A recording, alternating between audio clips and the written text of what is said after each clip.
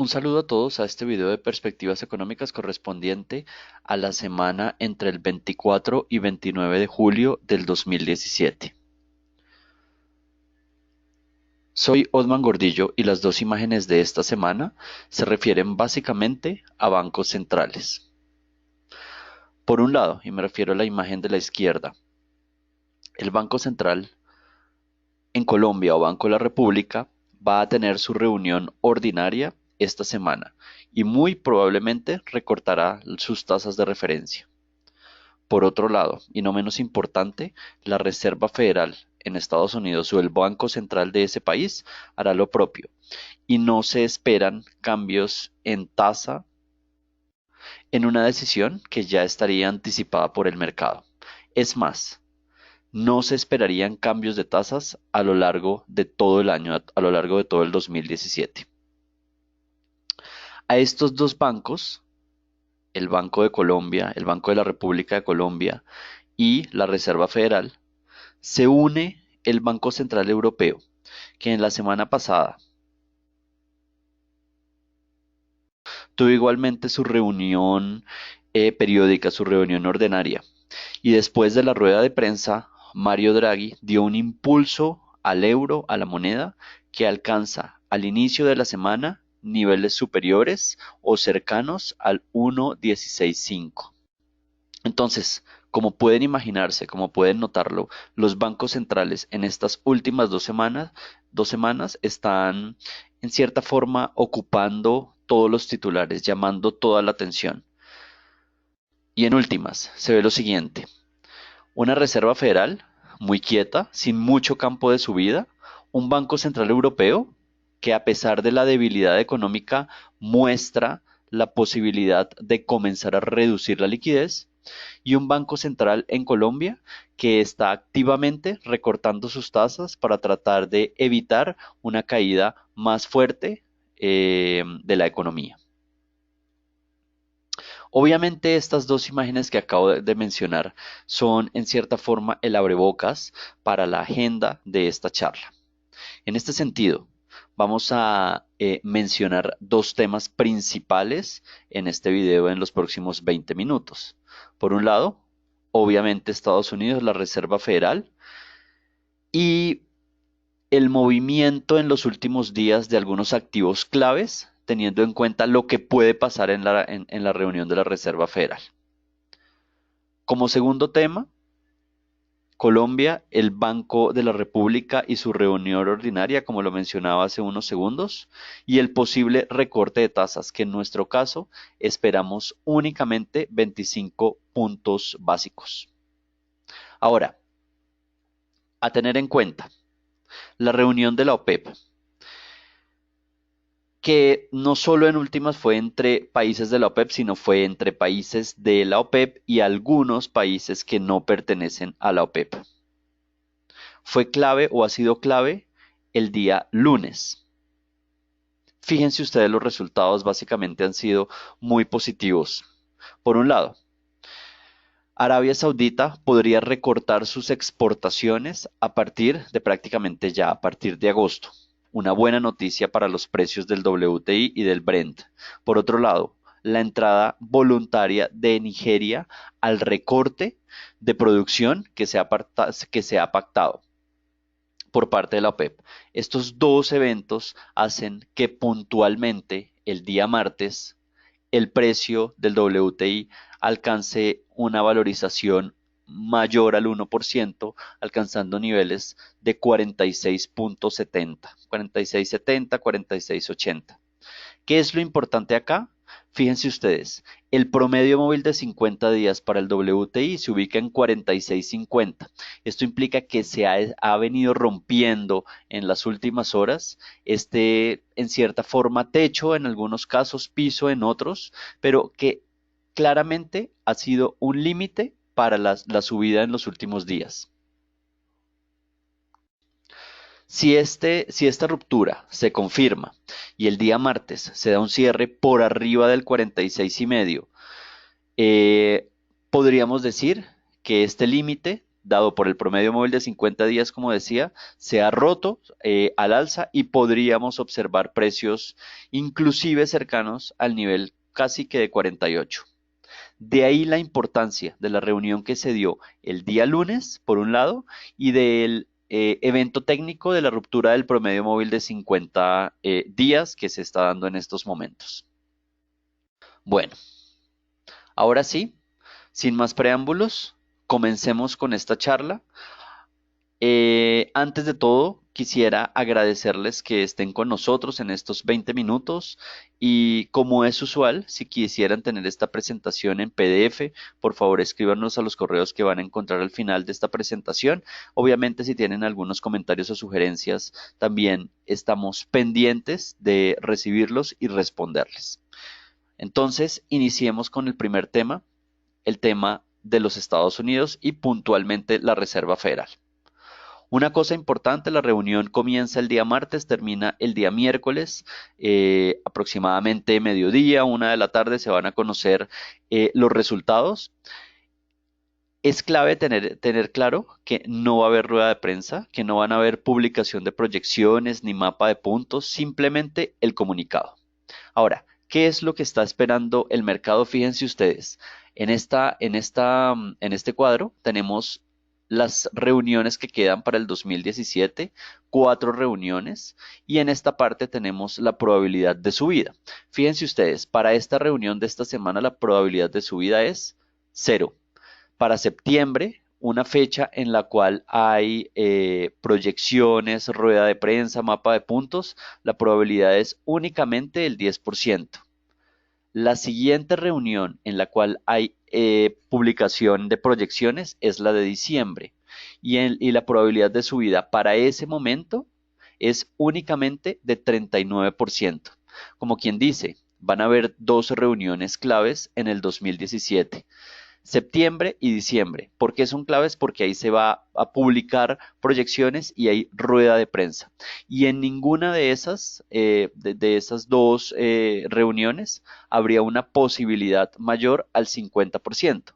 En resumen, básicamente el mercado está viendo que no habrían ajustes de tasas en lo que resta del 2017. Yo creo que acá puntualmente hay que explicar las razones del por qué se está dando este escenario. Uno podría mencionar, digamos, muchas razones, pero para tratar de organizarlas, lo que creo es que son 3 las principales que están haciendo que este escenario se dé en estos momentos. Por un lado, clarísimo las declaraciones de la cabeza de la Reserva Federal ante el Congreso hace 2 semanas, en las cuales le dio gran importancia a una inflación bajando y a una debilidad en la economía que pareciera no es temporal, sino que se puede demorar un poco más de tiempo. De ahí surgen las 2 siguientes razones. Claramente la debilidad en la economía, y fíjense ustedes los cuadros que hay a la derecha. Estos son 2, digamos, indicadores que los tomamos al azar, pero básicamente hay muchos indicadores que muestran cierta debilidad en algunas áreas de la economía americana. Por ejemplo, como les decía, ventas al por menor, con una tendencia bajista, marcadamente bajista desde el inicio del 2017 e indicadores de manufactura también con una tendencia bajista. Sobre todo el tema de la industria está mostrando unos indicadores que no son los mejores. Ya vamos a ver en la próxima diapositiva una consideración importante en el tema de la relación entre subidas de tasas y crecimiento de la economía. Ahora, la tercera razón, creo que es la más clara, la más importante, la inflación a la baja. Fíjense ustedes, esto lo mencionamos en el video de la semana pasada. Acá hay un indicador de inflación núcleo y fíjense ustedes, desde el inicio del 2017 se está dando una tendencia bajista muy marcada.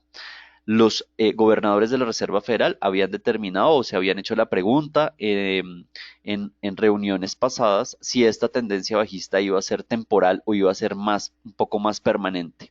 Y al parecer las cifras están mostrando que no es tan temporal como se hubiera pensado. E incluso algunos gobernadores están diciendo que probablemente va a durar más de lo que ellos hubieran querido.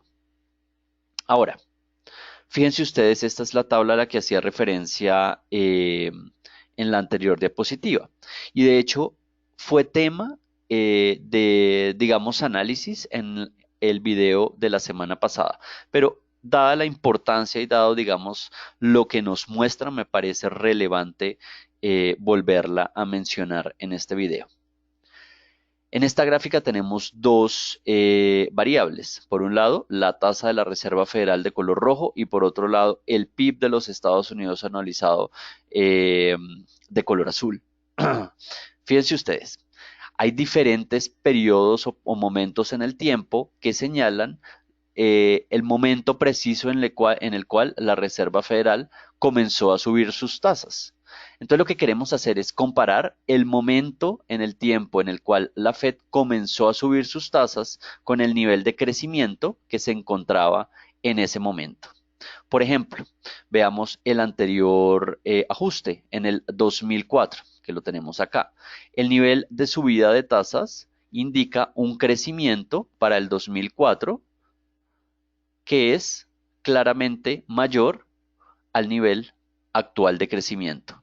Eso es lo que queremos comparar, el nivel de crecimiento de ese momento con el nivel de crecimiento actual.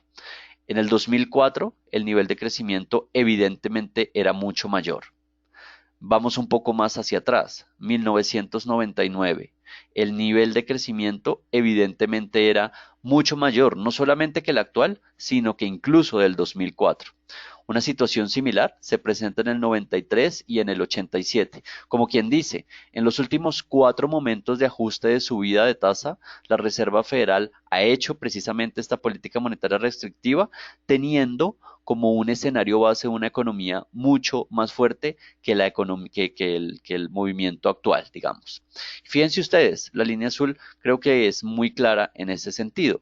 Estamos en un momento realmente importante de debilidad en términos de crecimiento económico. Nunca la Reserva Federal había subido sus tasas con una debilidad o con un crecimiento en cierta forma tan pobre como el actual. Por lo tanto, y esto es una razón adicional, el mercado no ve tan probable y tan viable un ajuste alcista o una, digamos, continuación de política monetaria restrictiva dado el escenario de crecimiento en los Estados Unidos. Ahora, veamos uno podría decir termómetros que estarían midiendo este sentimiento, el sentimiento de una Reserva Federal un poco más calmada, no tan alcista. Y puntualmente vamos en este caso a mencionar dos activos que me parecen claves. Por un lado, el bono del tesoro a 10 años. Fíjense ustedes, un movimiento muy importante desde que desde que Janet Yellen habló en el Congreso, teniendo en cuenta una o dos señales técnicas claves. Por un lado, se ha roto esta línea de color naranja. Acá estamos, estas tres líneas son los promedios o los diferentes promedios móviles que, fíjense ustedes, han tenido o han en cierta forma dominado la cotización. Lo que más me llama la atención, y esta es la segunda señal, es esta línea de color negro que estoy señalando en estos momentos. Este se conoce o es el promedio móvil de 200 días. Es muy importante, fíjense ustedes, cuando el promedio móvil de 200 días se rompe, como en este caso, se da una sobrereacción hacia el lado contrario, hacia el lado opuesto. La última vez que el promedio móvil de 200 días se rompió de una forma importante fue el día en que se dio la elección de Donald Trump, ¿no? En estos momentos estamos muy cerca de ese nivel. Puntualmente el nivel del que estamos hablando se ubica en 2.25. ¿Qué quiere decir eso? Que dado que en estos momentos el bono está más o menos en ese nivel. Puntualmente estamos en el 2.27 en estos momentos. Estamos cerca de darse precisamente esa ruptura. Y si se da esa ruptura, podríamos nuevamente visitar estos mínimos que estoy señalando en estos momentos. Claramente esto es una señal que muestra que el mercado no está preocupado en cierta forma por una subida por parte de la Reserva Federal, porque fíjense ustedes, las anteriores ocasiones en las cuales se dio una subida de tasa por parte de la Fed, el bono del tesoro estaba más o menos a un nivel de 2.60. que son los momentos en los cuales estoy señalando en esta gráfica. Bueno, entonces, nivel clave, primera conclusión, nivel clave, bono del tesoro a 10 años, la ruptura del promedio móvil de 200 días, más o menos a un nivel de 2.25, teniendo en cuenta que en estos momentos estamos a 2.27. Si se rompe, vamos a estos niveles, 2.20, 2.15. Ahora, siguiente activo clave, siguiente señal importante. Fíjense ustedes lo que se conoce como el índice DX, que es el dólar con respecto a las monedas fuertes que hay en el mundo. Y de ahí estamos hablando de la libra, del euro, del yen, bueno, digamos, todo este grupo de monedas, digamos, muy importantes. Fíjense ustedes, bueno, este indicador se lee si aumenta el precio, el dólar se fortalece, si disminuye, el dólar se debilita. Fíjense ustedes el comportamiento que se ha dado en los últimos meses. Claramente un comportamiento de debilidad del dólar frente al resto de monedas. Esto que estoy señalando acá es el momento en que se dio la elección de Trump. Como quien dice, a diferencia de los bonos del Tesoro de 10 años, el DX ya corrigió completamente la subida que se dio como resultado a la elección de Donald Trump. Ahora, estamos, y esto es la parte importante, muy cerca de los niveles mínimos que se han presentado desde el año 2015. ¿Qué quiere decir esto? Que si alcanzamos un nivel de 92, 99, digamos 93, y se rompe a la baja, puntualmente podríamos ver un periodo de debilidad del dólar que uno podría llamar de mucha importancia, como quien dice, la señal técnica es la ruptura precisamente de este 93.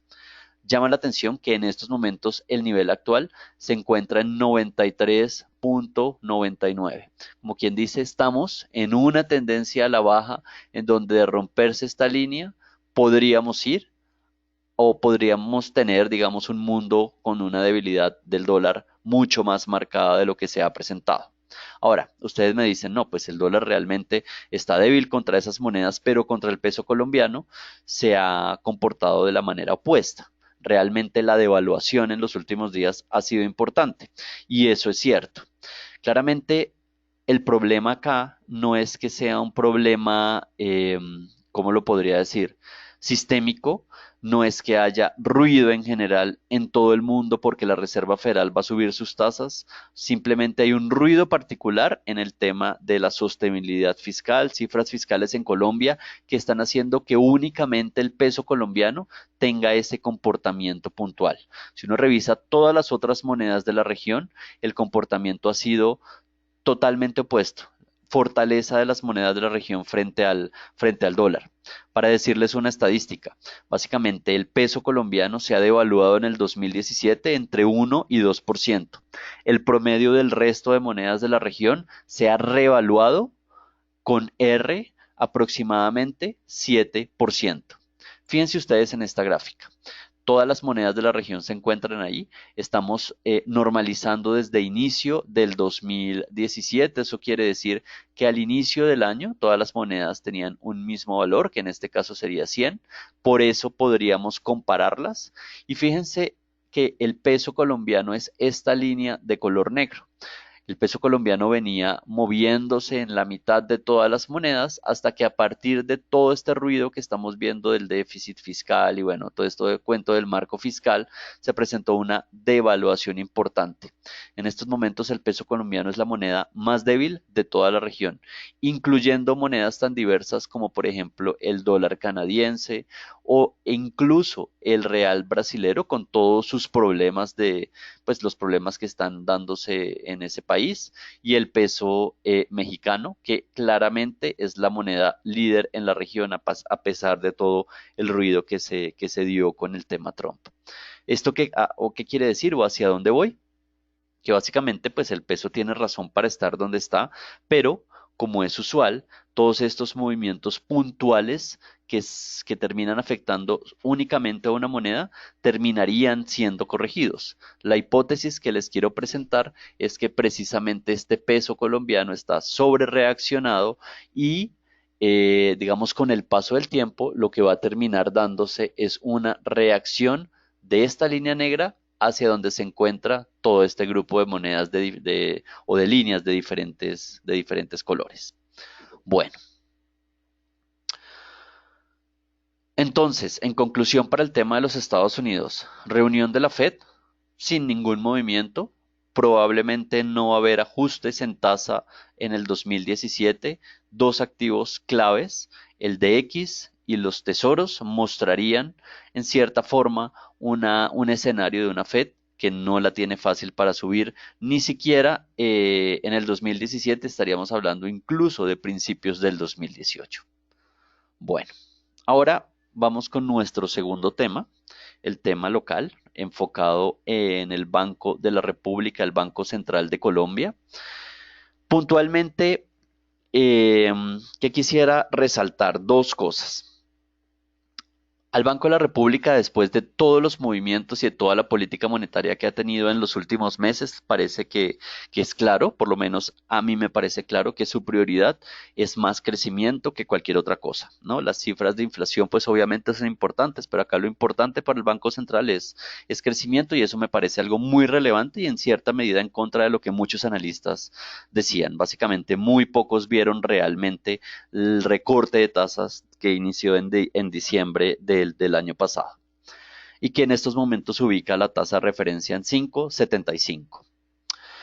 Eh, Ahora, venimos de niveles bien fuertes arriba, por arriba casi que llegando que al 8%, estamos en 5,75. Esto lo que implica es que el recorte ha sido importante. Por otro lado, ¿cuánto queda?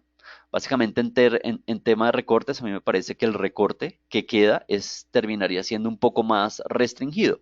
Fíjense ustedes, estamos en 5,75.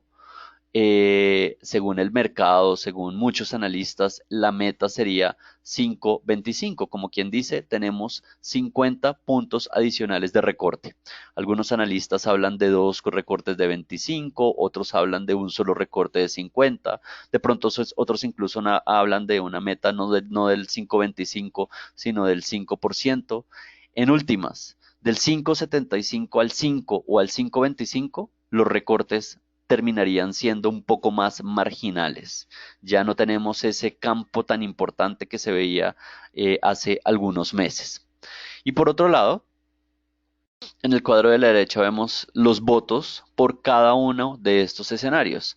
En dos ocasiones se ha dado una votación a favor de los 50 puntos y digamos que hemos estado muy intercalados entre 25 y 50 puntos. Básicamente la diferencia entre las reuniones de recorte de 50 y 25 son dos cosas. Datos de crecimiento claramente, digamos, negativos por un lado y una inflación muy agresiva a la baja.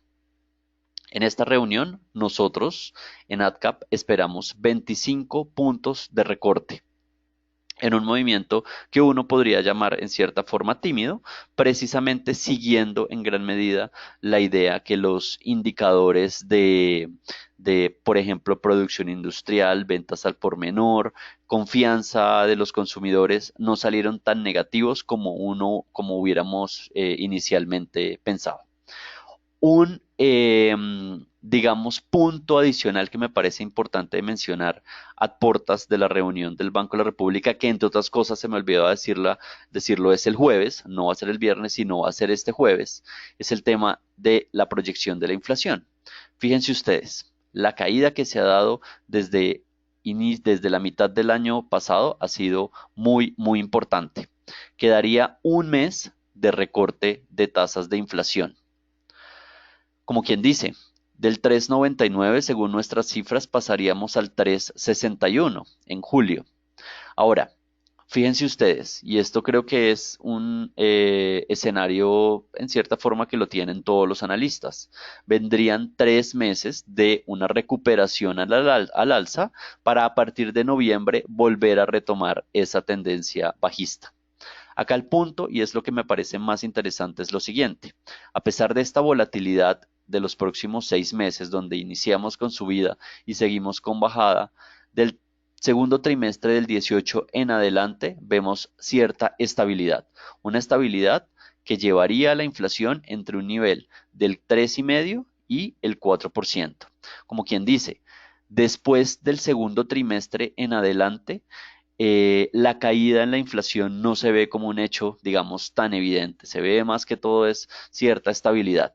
Esto obviamente es algo que para el Banco de la República termina siendo bueno porque estamos en una estabilidad dentro del rango meta, que es entre el 4% y el 2%.